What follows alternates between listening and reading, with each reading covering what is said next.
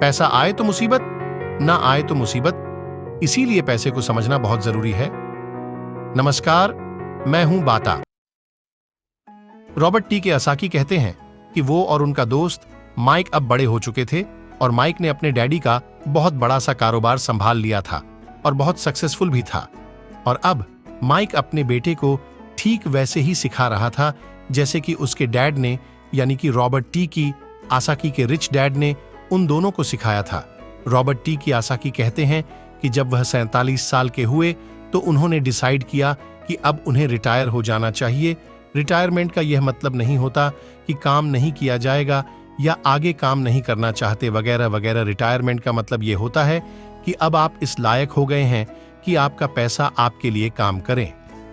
Retirement का सही मतलब यही है कि आपने पूरी जिंदगी जो मेहनत करके, जो स्ट्रेटजीज बना के, सही जगह निवेश करके पैसा लगाया था, अब आपकी वह एज आ चुकी है कि अब आप उस पैसे को एंजॉय करें, क्योंकि आपका पैसा अब आपके लिए काम करना शुरू कर चुका है।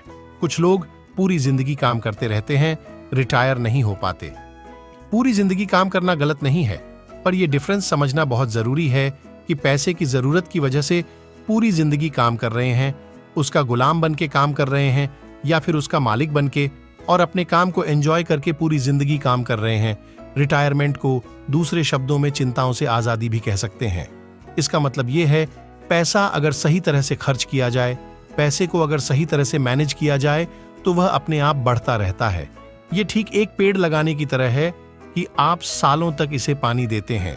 जब आप अपने बिजनेस में होते हैं, अपनी जॉब में होते हैं और कभी भी इसमें कोताही नहीं करते। जब भी उस पेड़ को जरूरत होती है, आप उसकी सेवा करते हैं और फिर जब वह पेड़ बड़ा हो जाता है, जमीन की गहराइयों में उसकी जड़ पहुंच जाती है, फिर वह अपने आप आपको छाया और फल देता है और फिर आपको उसके लिए काम करने की जरूरत नहीं पड़ती। पैसा भी कुछ कुछ उस पेड़ की ही तरह है। अगर इस बात को एक दूसरे एग्जाम्पल से समझे तो हमें जैसा गोल बनाना है, उसके लिए हमें प्रिपरेशन भी वैसे ही करनी पड़ेगी। अगर बहुत ऊंची बिल्डिंग बनानी है तो हमें उसकी नींव बहुत गहरी खोदनी पड़ेगी, और अगर हमें सिर्फ छोटा सा घर बनाना है तो उसकी नींव छोटी होगी। पर प्रॉब्लम यही होती है, हम छोटी सी नींव खोदकर बहुत बड़ी सी बिल्डिंग बनाने की कोशिश करते हैं जो कि बाद में ढह जाती है। तो जरूरी क्या है? पैसे को समझना, पैसे को संभालना। पैसे को संभालने के लिए उसे समझा कैसे जाए, इसके लिए सबसे जरूरी बात है लायबिलिटीज और एसेट्स के बीच फर्क को समझा जाए और एसेट्स को खरीदा जाए और लायबिलिटीज में पैसे ना डाले जाएं। अच्छा, सुनने में बहुत ही आसान लगता है, लेकिन सच यही है कि यह आपको अमीर बनने में बहुत मदद करेगा। लेकिन अगर यह इतना ही सिंपल है तो फिर हर कोई इस बारे में सोचता क्यों नहीं? लोगों को लगता है कि उन्हें लायबिलिटीज और एसेट्स के बीच फर्क पता है, पर लायबिलिटीज और एसेट्स के बीच का जो बारीक सा फर्क है वही लोगों को नहीं पता है। तो चलिए इसके बारे में और डिटेल में बात करते हैं। लायबिलिटीज और एसेट्स क्या है?